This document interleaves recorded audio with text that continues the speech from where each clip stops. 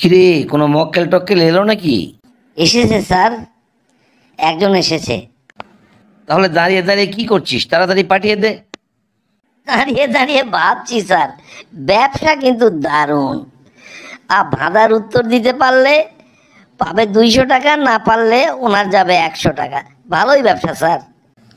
বেশি পেকে গেছিস না? যা ওনাকে পাঠিয়ে দে।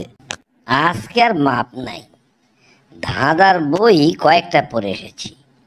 আজকে আমি 200 টাকা নেবই নেব। আমাদের আইন কানুন আপনার জানা আছে তো? আমি এখানে প্রশ্ন ধরবো, যদি আপনি প্রশ্ন দিয়ে উত্তর দিতে পারেন তাহলে পাবেন 200 টাকা, আর যদি না পারেন তাহলে আপনাকে দিতে হবে 100 টাকা।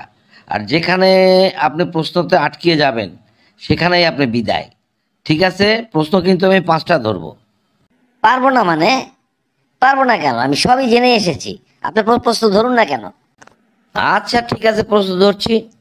আচ্ছা বলুন তো, 3 অক্ষরের নাম যার সবার ঘরে রয়, প্রথম অক্ষর বাদ দিলে সর্বলোকে খায়, পেটে তার কেটে দিলে মধুর গান গায়, শেষ অক্ষর বাদ দিলে খুবই কামড়ায়, কি হবে এটা?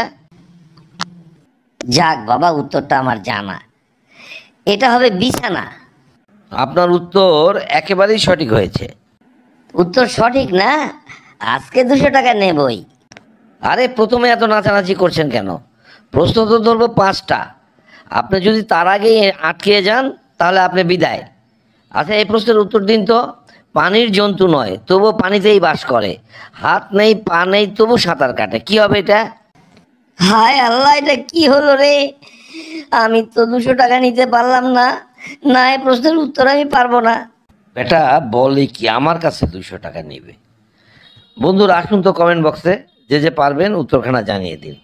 পানির জন্তু নয় তবুও পানিতে বাস করে, হাত নেই পা নেই তবুও সাঁতার কাটে, কি হবে এটা? ধন্যবাদ।